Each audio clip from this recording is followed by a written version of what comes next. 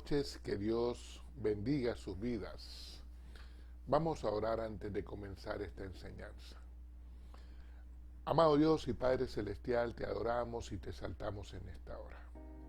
Bendito y alabado sea tu santo nombre, precioso Dios. Poderoso Espíritu Santo de Dios, que está en medio de nosotros, te pedimos tu impartición para cada familia en el nombre de Jesús. Tu palabra a través de mi boca en el nombre de Jesús. Amén y amén. Amén. Quiero compartir con ustedes una enseñanza que lleva como título Tu fe vence al mundo.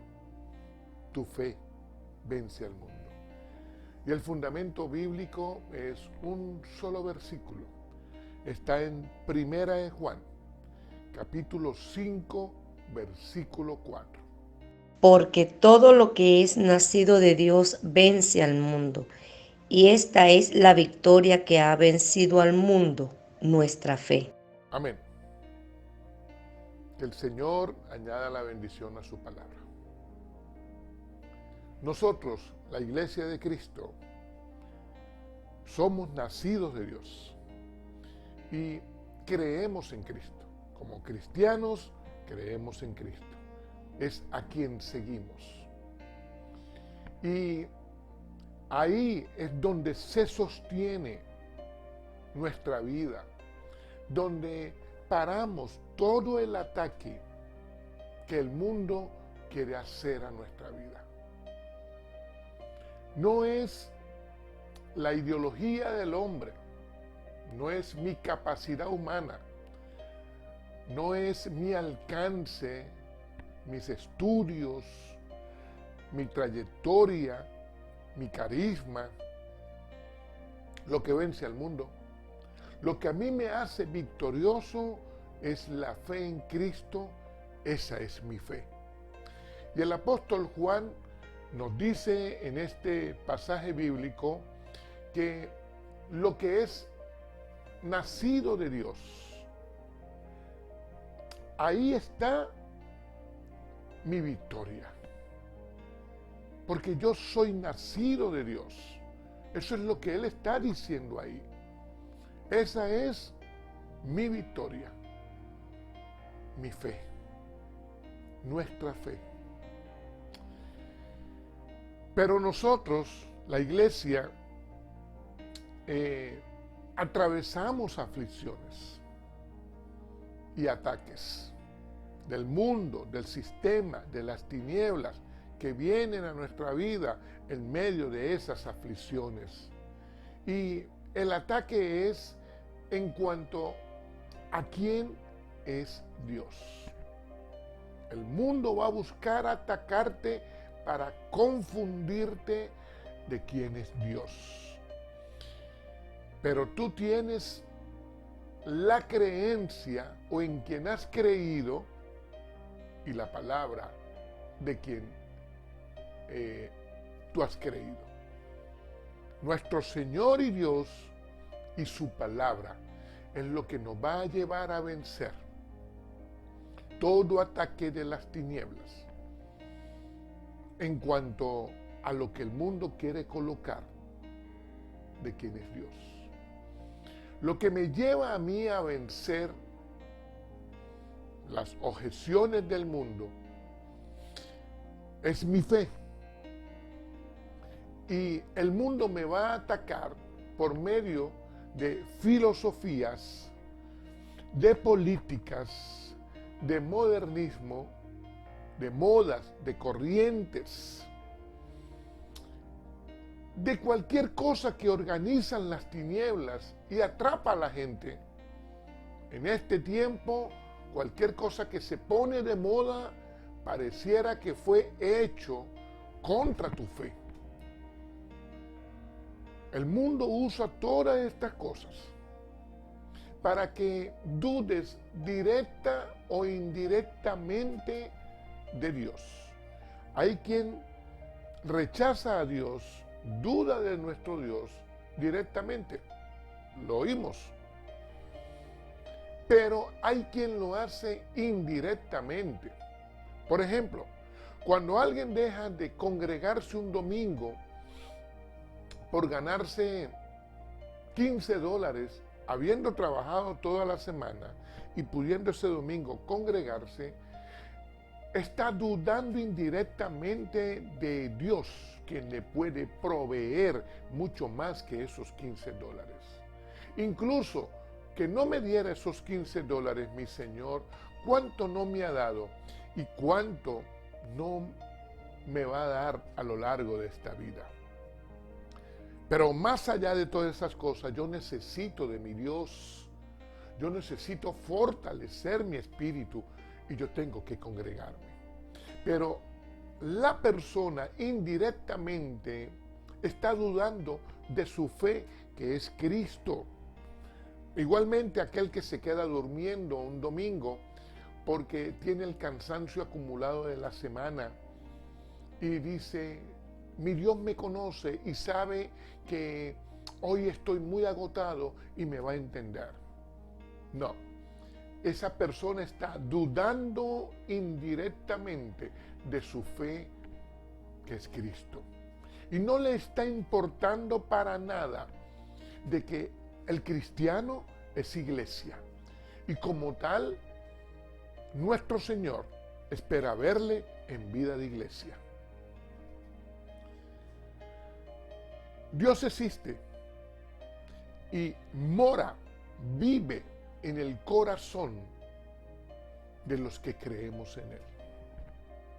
La palabra de Dios lo dice en 1 Corintios 3:16, con una pregunta el apóstol Pablo. Y él nos pregunta si es que ignoramos que el Espíritu de Dios mora en nosotros. ¿Acaso tú ignoras que el Espíritu de Dios mora en ti? Pero en 2 Corintios 6:16, Pablo va más allá. Y Pablo dice que qué acuerdo puede haber entre el templo de Dios, que eres tú, y los ídolos.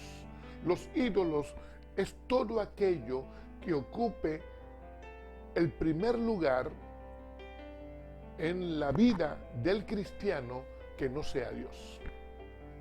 Todo aquello que tenga un lugar superior a nuestro Dios en el corazón del cristiano es un ídolo.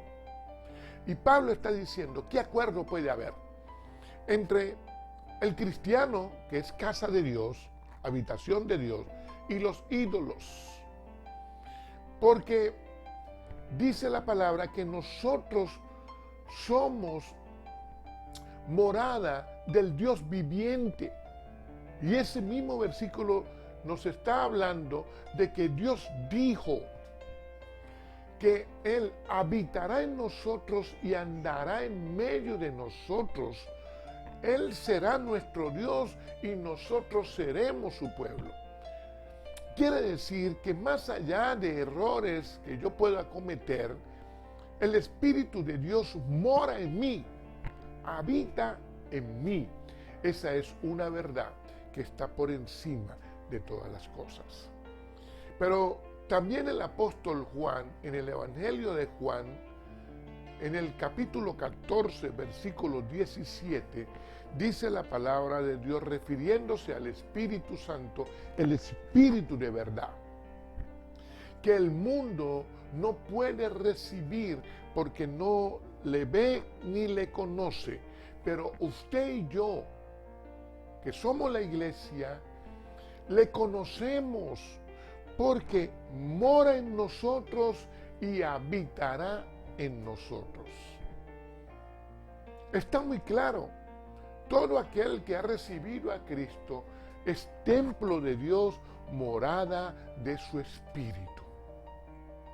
Ahora, esto nosotros lo entendemos por la palabra, porque en la palabra nosotros podemos ver con los ojos del Espíritu, oír espiritualmente a nuestro Dios, hablar por la palabra lo que edifica el Espíritu, creer para tener más fe por la palabra y vivir lo que dice en la palabra. Todo esto es fe, Y es por la palabra de Dios. Ahora, hago esta introducción porque quiero hablarles que el mundo va a utilizar dos objeciones contra la fe.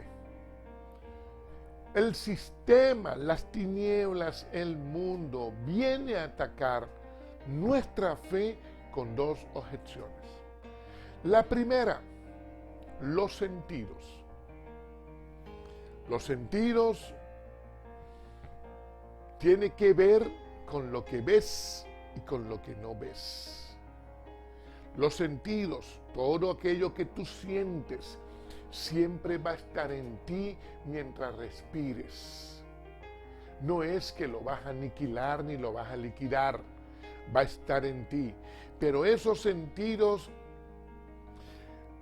en cuanto a lo que tú ves, pueden hacer tambalear tu fe.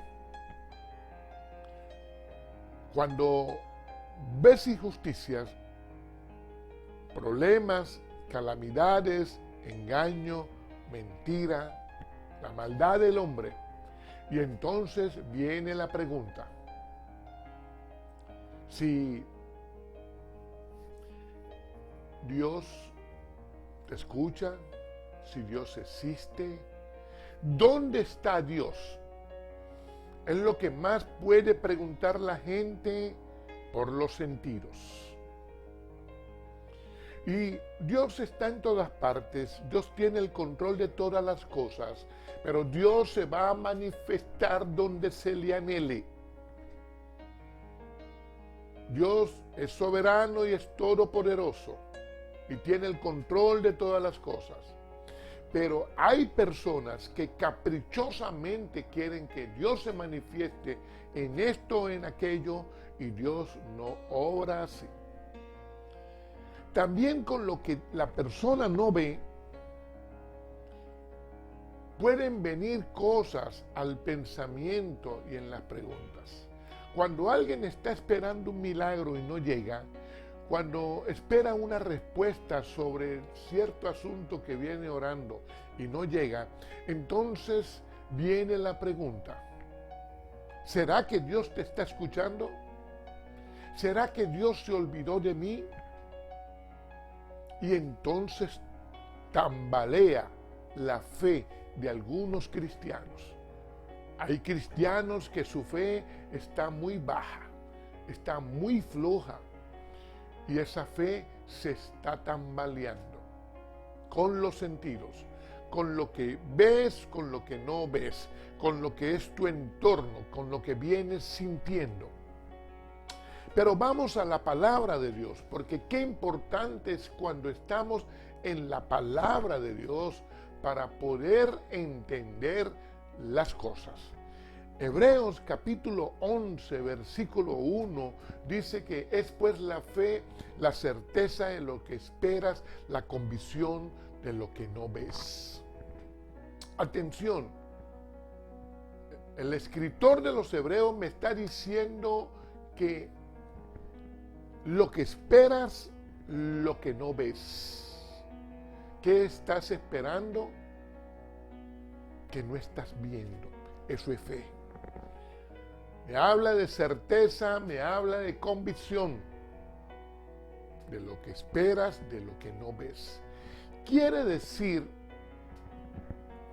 que los sentidos no definen mi fe, no la hacen ni más fuerte ni más débil. Lo que yo siento no define mi fe.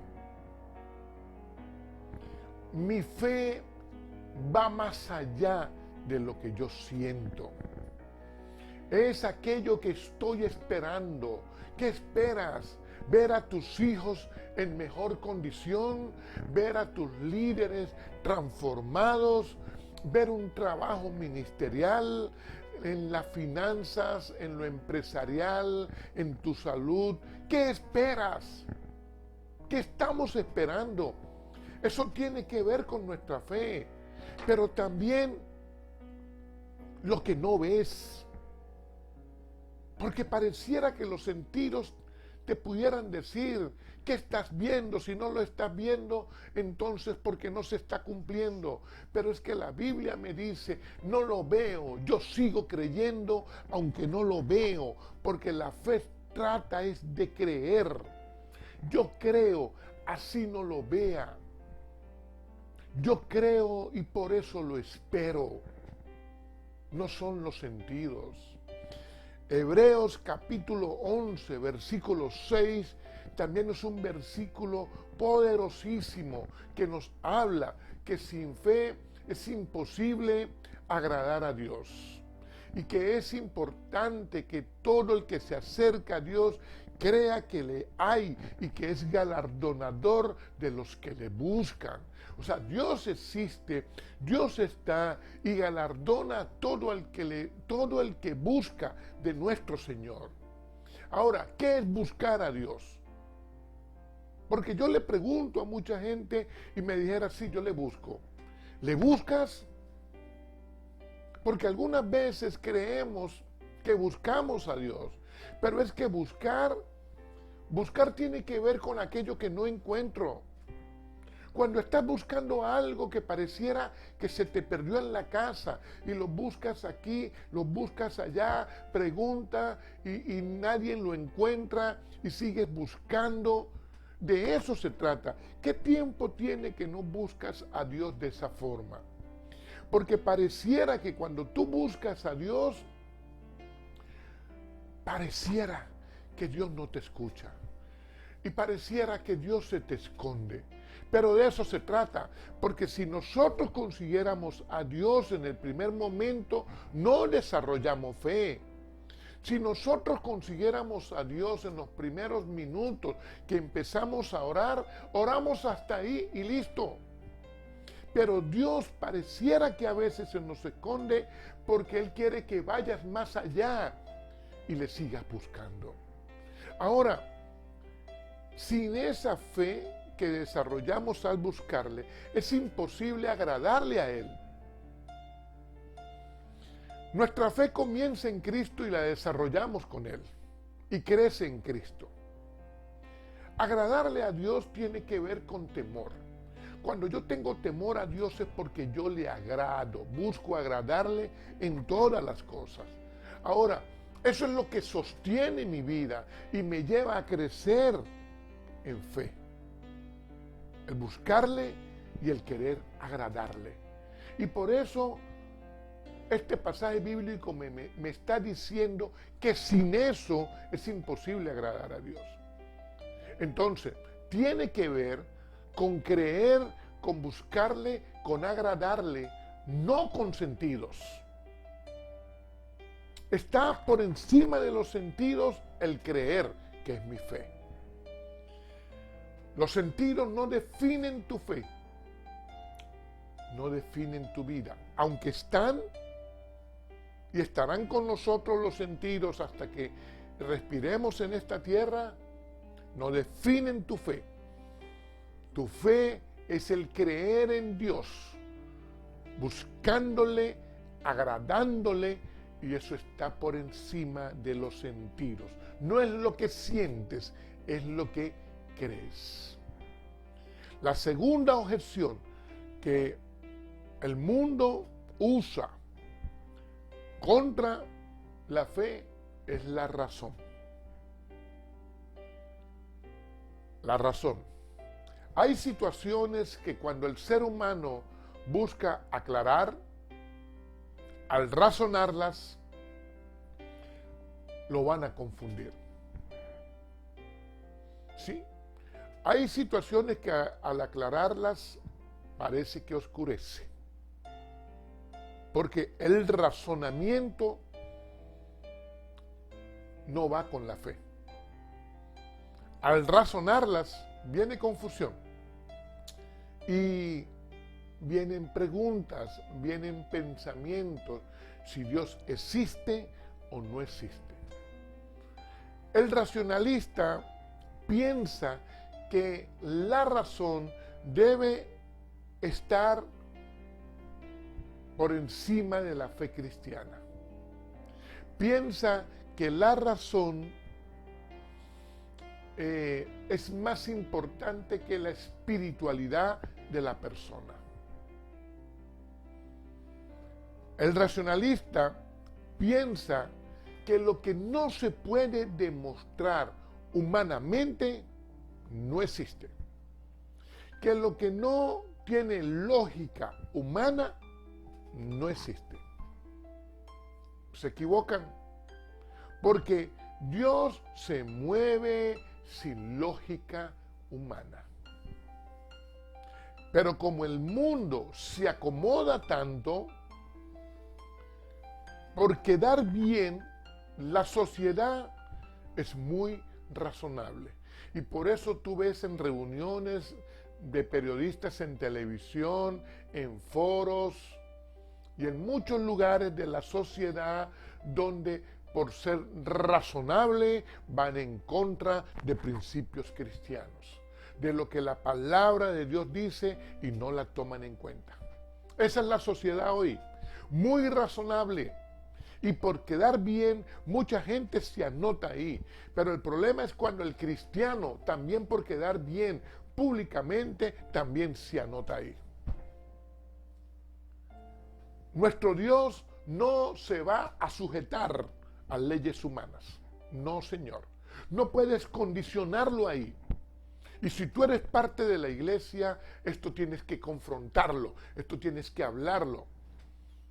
Y esto tienes que golpearlo espiritualmente, porque nuestro Dios es soberano, es todopoderoso y Él puede hacer cualquier cosa. A Él no hay leyes humanas que vengan a sujetarlo. A Él no hay razones humanas, no hay razonamiento que venga a encapsular a nuestro Dios. No, Señor, eso no es así. Y hay un versículo en la Biblia para golpear la razón. Hebreos capítulo 11, versículo 3. Atención, racionalistas. La palabra de Dios dice que por la fe entendemos que el universo fue constituido por la palabra de Dios, de modo que lo que se ve fue hecho de lo que no se veía. Quiere decir que por la fe a mí me viene entendimiento y no razón. Lo repito, por la fe a mí me viene entendimiento y no razón. Y en ese entendimiento que me viene por la fe, yo conozco las cosas. Y yo las veo desde el Espíritu. Y desde el Espíritu es aquello tan poderoso que va a construir lo que vemos hoy, primeramente donde no se ve. Eso es lo que la Biblia me dice. La Biblia me está mostrando que el entendimiento que viene por la fe es lo que determina este mundo. La vida, el ser humano, no el razonamiento. Quiere decir entonces que yo a mi Dios no lo veo, pero vive en mí, mora en mí. No lo veo porque Él es espíritu, pero yo creo que Él mora y vive en mí, lo creo y lo entiendo. No estoy aplicándole sentidos ni razonamiento, porque mi fe va más allá que los sentidos y que el razonamiento. Sencillo y poderoso. Y con estos pasajes bíblicos nosotros debatimos, confrontamos a cualquier persona que venga a razonarte de que Dios no existe. Dios existe y mora y vive en el corazón de los que le creemos. Eso lo entiendo por la fe en la palabra. Hay una historia en Marcos capítulo 2, versículo del 1 al 12, donde Jesús con un milagro nos muestra que está por encima de los sentidos y de la razón. Ocurrió en Capernaum. Capernaum era la ciudad más cosmopolita de aquel tiempo. Era la ciudad del comercio, era un puerto de mucho movimiento, y Jesús tenía una casa, creo que la casa era alquilada, donde Jesús iba en su ministerio allá en Capernaum. Y en esa casa habían muchas personas y estaba el Sanedrín. El Sanedrín era una representación religiosa que buscaba cualquier falla que tuviese el ministerio de Jesús. Nunca la encontró. No la iba a conseguir porque Jesús es perfecto. Fue perfecto, es perfecto y será perfecto. Y 4 hombres cargaron a un amigo paralítico. Esos hombres venían de cualquier lugar en la ciudad y buscaron entrar en la casa, pero la casa había mucha gente y habían quizás seguidores de Jesús, habían curiosos, habían interesados, había gente sin compasión, quizás había de todo en esa casa. Y los amigos con el paralítico trataron de entrar, pero no pudieron por la multitud que había. Pero ellos no se dieron por vencidos. Ellos consiguieron cómo subir al segundo piso y una vez arriba abrieron un boquete e hicieron descender al amigo paralítico. Cuando el paralítico está frente a Jesús, quien está enseñando, el Señor les dice a ellos: por la fe de estos hombres. Ahora, pregunto, ¿cuál fe? ¿Cuál fue la fe que Jesús pudo ver en estos hombres? Ellos no le hicieron caso a los sentidos y a la razón, porque la lógica humana podía decir que si ellos rompían ese techo lo iban a pagar, que ese paralítico pesaba mucho para subirlo a un segundo piso, que habían muchas dificultades, que dónde estaba el serrucho, que dónde estaba el martillo, que si se equivocaban en los cálculos, que si el techo no aguantaba. ¿Cuántas cosas pudieron decir? De hecho, la Biblia no me habla de la fe del paralítico. Cualquiera de ellos pudo haber dicho: no, tanto esfuerzo y este hombre no cree, por lo tanto perderemos el viaje. Pero ellos no le hicieron cosas a lo que los sentidos o la razón pueda colocar en nosotros, porque lo que pasa es que el ser humano siempre va a tener sentidos y razón. Todos, hasta el más cristiano va a tener sentidos y razón. Quiere decir que pudiera tener excusas y argumentos, pero ellos no le hicieron caso a esto. Y entonces, al estar el paralítico frente a Jesús, Jesús le dice: hijo, tus pecados te son perdonados. El Sanedrín está ahí y ellos empiezan a cavilar, a pensar, a hablar en voz baja. Ellos se decían: ¿quién se cree este para perdonar pecados? Porque ellos esperaban, quizás ya conociendo algo de Jesús, que Jesús los sanara. Para ellos que Jesús sanara ya había ocurrido en otras oportunidades. Lo que ellos no se imaginaron es que Jesús le iba a perdonar los pecados. Ahora,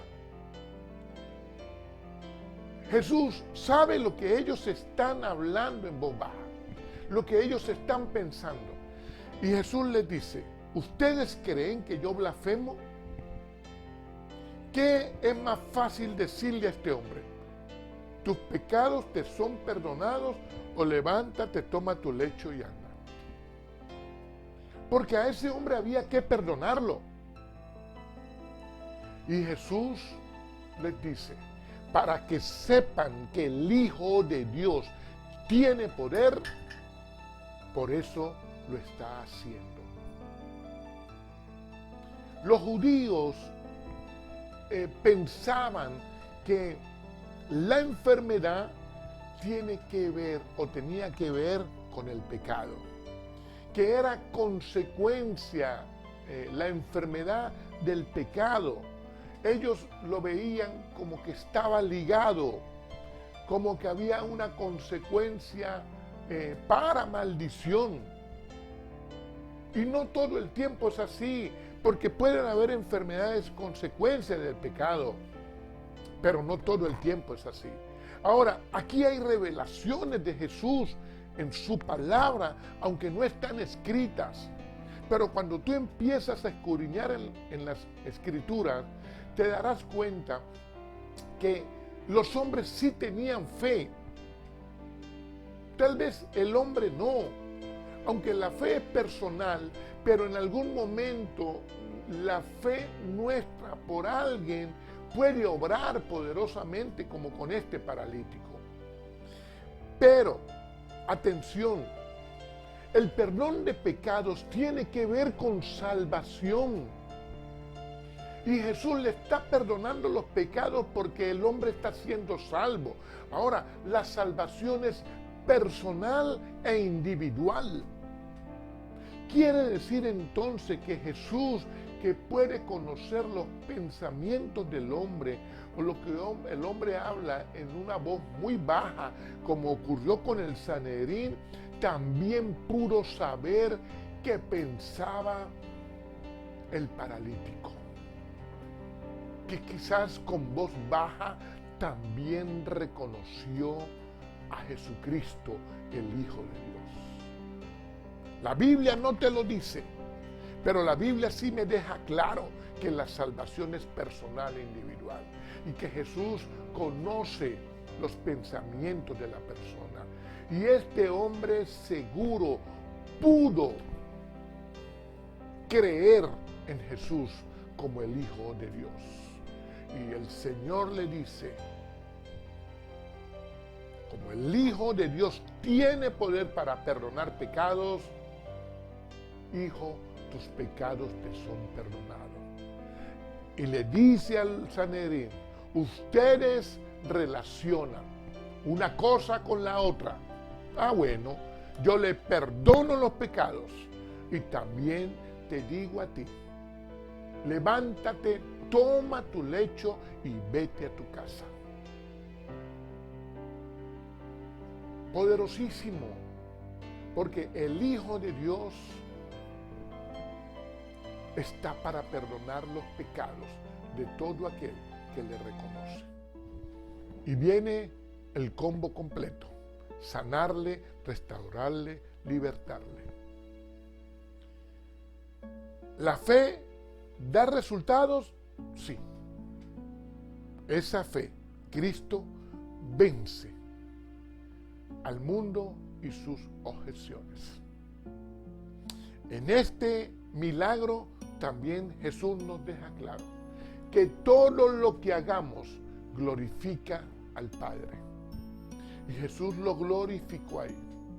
Lo glorificó no dejándose condicionar por el Sanedrín, no sujetándose a los caprichos de unos religiosos que no creen en Él. Y Jesús glorifica al Padre y luego perdona para salvación y luego sana, restaura y liberta a este hombre. Los amigos, llevando al paralítico, caminaron hacia su milagro, por encima de todo humanismo, la bendición, la liberación, la sanidad, la salvación, más allá de lo que vemos naturalmente. Quizás tú y yo hubiésemos desistido. Quizás no hubiésemos ido al segundo piso a romper el techo. Pero cuando se está decidido, cuando la persona está determinada en fe, cuando cree más allá de los obstáculos que la vida pone, esa fe vence al mundo. Muchas veces nosotros sentimos, razonamos que no se puede. Nos ha pasado tanto a ti como a mí, porque los sentidos están en nosotros, la razón también está. Solo que hoy por la fe entendemos, y eso está arriba. En el creer, que es la fe, entendemos. Y entonces vamos a dar pasos en fe, un paso tras otro paso y otro paso. Y vamos a accionar fe, más allá de toda lógica. Y cuando hacemos eso, estaremos haciendo lo que Dios espera de su iglesia, de todo su pueblo, de todos los cristianos. Nuestra fe viene de nuestro Dios, nuestro Padre Celestial, el Creador del universo. Jesucristo nos enseña con su ejemplo, con su amor, con su gracia, por su misericordia, con su poder. Y el Espíritu Santo, que mora en nosotros, nos lo revela, nos lo muestra, nos guía, nos direcciona, nos acompaña, nos fortalece cada día. La palabra de Dios dice en Hebreos 12:2, puestos los ojos en Jesús. Atención con lo que viene. El autor y consumador de la fe. Jesús es el autor de la fe, pero también fue el que la ejecutó, el consumador de la fe, y por eso nos lo enseña a nosotros. Puestos los ojos en Jesús, aquel que es el autor y consumador de la fe, el cual por el gozo puesto frente a él, sufrió la cruz, menospreciando lo oprobio, y se sentó a la diestra del trono de Dios. Por el gozo puesto frente a él, fue por ti, fue por mí, porque hace 2000 años Jesús te vio, y vio a tu familia, y vio tus proyectos, y vio tu ministerio, y vio todas las cosas que son para ti. Y Jesús se gozó con tu vida. A Jesús le produjo gozo el ver todo lo que tú vas a alcanzar en fe.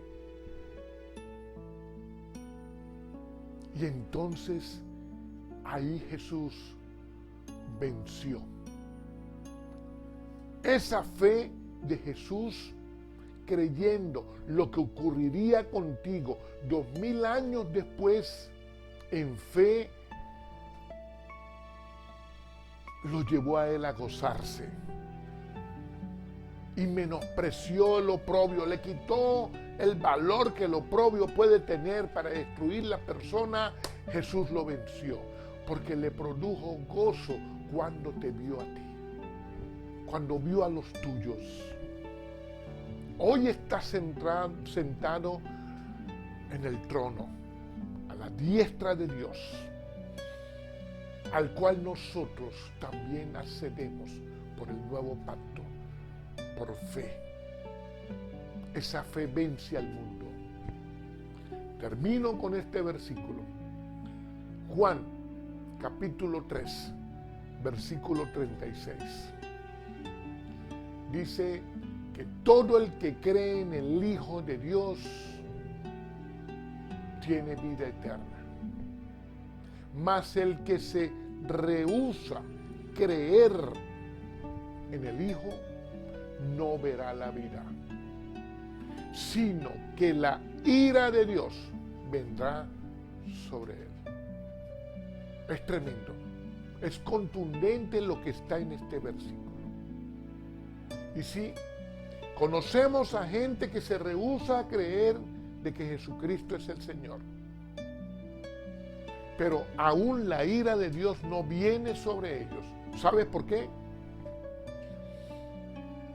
Porque quizás están tus oraciones como están mis oraciones. Quizás hay un padre, una madre, un hermano, un hijo orando por esa persona. No dejemos de orar. No dejemos de interceder por esos seres que amamos. Aunque se estén rehusando, yo espero que esas personas lleguen a los pies del Señor. Yo no lo estoy viendo hoy, pero espiritualmente sí está, porque es una promesa en la palabra de Dios. Ahora te invito a ti, que eres puerta de entrada para los tuyos en tu familia. Nunca dejes de creer. Como Jesús le dijo a Jairo, Jairo, sigue creyendo. Yo te lo digo de parte de nuestro Señor, sigue creyendo. Y todos en tu casa llegarán al Señor. Porque terrible es rehusarse a creer. Oremos. Amado Dios y Padre Celestial, yo te exalto a ti, mi Rey, en esta hora. Yo glorifico tu nombre, precioso Dios. Y agradecido contigo por la vida, por las fuerzas, por la fe, por la palabra, por este tiempo, Señor. Por los que llegan a tus caminos hoy, Señor, y permanecen. Por los que llegarán mañana, Señor. Porque veremos a toda nuestra familia, a todos nuestros seres amados, rendidos a tus pies, mi Señor. Lo creemos, Señor. Lo oramos, lo esperamos, mi Dios. En el nombre de Jesús. Amén, amén.